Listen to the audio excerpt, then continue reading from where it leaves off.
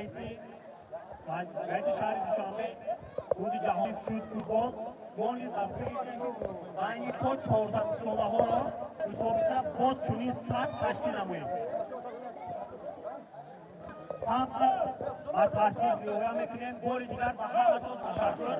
یگان به این زیادتی شده باشد بخشید.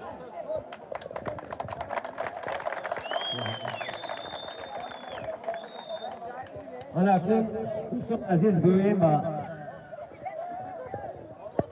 جایزه سپاری میگذاریم.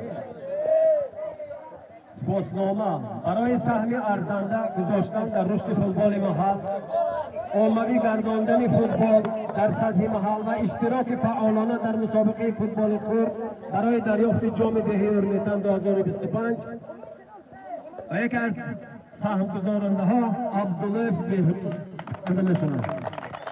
یک کارتونی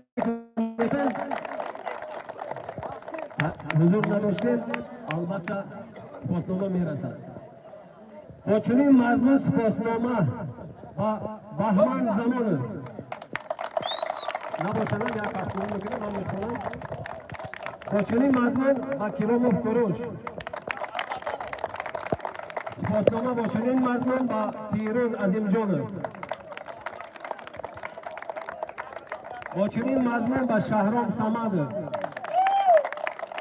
سپاسنامه با چنین مضمون با رازق فیران، سپاسنامه با میلیف شهراز، و همین مضمون سپاسنامه با توریف اسفندیار،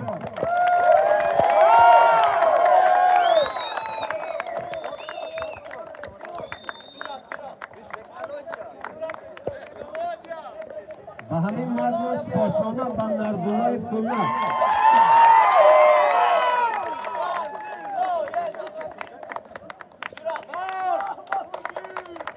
و همین مضمون با رحیم فماندوی،